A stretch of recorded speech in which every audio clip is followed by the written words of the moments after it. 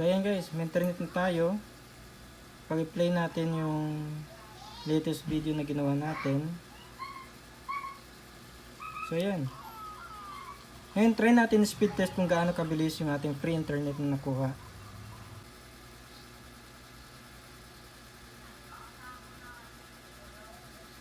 So ayan guys, medyo mabilis.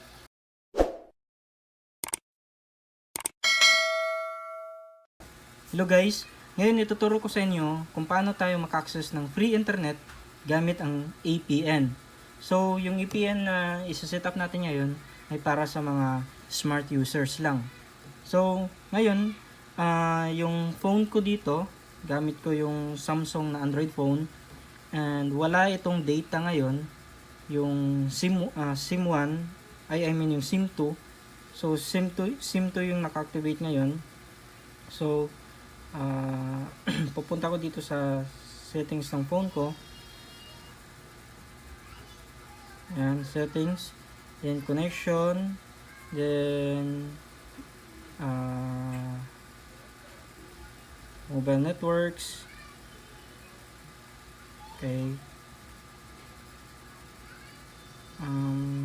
SIM card manager. Ayan, dito sa mobile data, yung SIM 2 ko, yun yung token text. Okay. And then, yun yung i-activate natin as my mobile data, yung SIM 2. Activate ko yung SIM 2. Ayan. Naka-on na yung data ngayon. Pero, check natin kung may internet o wala. So, baba ko lang to. Then, try ko yung YouTube. Yan. Walang internet. Naka-on yung data natin. Pero, offline. Ngayon, gamit yung APN or Access Point Network, i-configure natin yan sa network settings ng ating phone para yun yung gagamitin natin na APN. Ito kasi ngayon, default APN yung naka-activate ngayon dito. Ngayon, mag-a-add tayo ng panibagong APN para yung APN na yun yung gagamitin para ma-bypass yung internet data via load. Okay?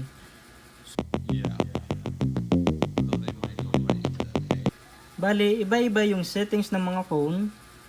Pero sundan nyo na lang ako guys. Doon sa phone nyo, hanapin nyo yung connection. Tulad dito sa akin, hanapin natin yung connection. Tapos doon sa connection, meron doong settings na mobile networks. Tapos under sa mobile networks, hanapin niyo yung access point name. Ito. Ayan. Ngayon, kung dalawang SIM ang naka-insert sa phone nyo, tulad sa akin, dalawang SIM, piliin nyo yung smart na SIM. Ayan. Tapos dito, naka-default pa yan yung natin, access point. Naka-default siya sa smart internet. Ngayon, mag-a-add tayo ng panibago. Okay? Mag-add tayo, i-click natin yung add. Tapos dito sa name, ang ilalagay natin dito is Go Free Internet. Yan. Then dito sa APN, ang ilalagay naman natin is internet. Small letter lang lahat. Okay? And then, pagdating dito sa baba, hanapin nyo yung server. Then, ang ilalagay naman dito is www.smartfastinternet.com. Yan, smartfastinternet.com. Guys, yung mga nilagay ko dito, ilalagay ko na rin sa description ng video na to para madali nyo makopya. Okay? And then, punta tayo sa MCC, double check natin, dapat 515. Then MNC 03 or 02. So, hayaan ko lang na default 03. Then, dito naman sa APN type, default, and SUPL. Okay? And then sa protocol, APN protocol, piliin natin IPv4. Then APN roaming protocol, IPv4 din. And then ito na yung pinakahuling i-set up natin, yung bearer. So dito sa bearer, i-uncheck natin unspecified. Tapos i-check natin yan lahat until na makarating tayo dito sa GPRS. Then okay. Tapos save natin siya. Okay, save. So ayan.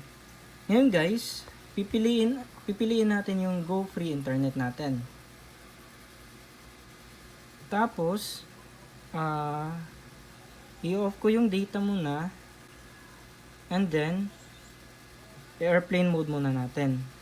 Mga 10 seconds bago natin ibalik bago natin i-off yung airplane mode para ma-refresh or ma-reset yung connection niya sa network.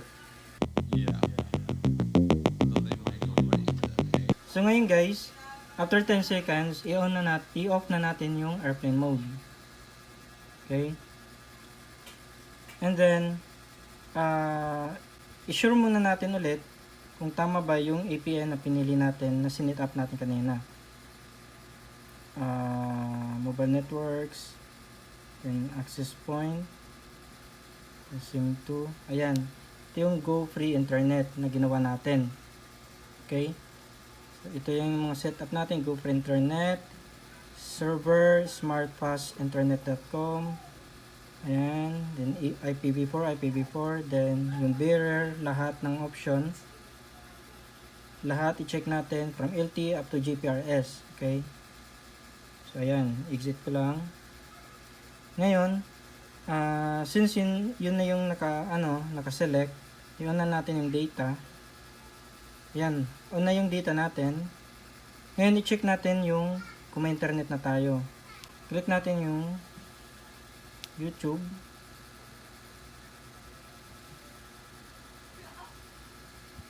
Ayan. So, search Gcode TV. Ayan. So, ayan guys, may internet na tayo. Pag i-play natin yung latest video na ginawa natin. So, ayan. Ngayon, try natin speed test kung gaano kabilis yung ating free internet na nakuha. Okay.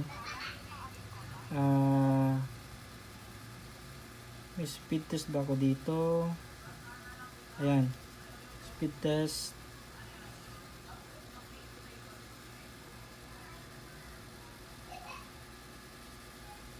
Then, ayan.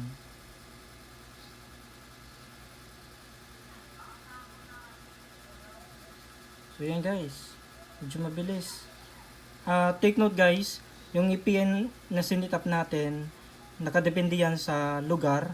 May mga lugar na hindi gumagana tong setup na yung EPN configuration. Then, may mga lugar din na nagana. So, depende yan sa lugar guys. So, if hindi man to gumana sa inyo, don't get discouraged kasi makakatulong pa rin yung EPN para makakuha kayo ng mas mabilis na internet data. Thank you and don't forget to subscribe.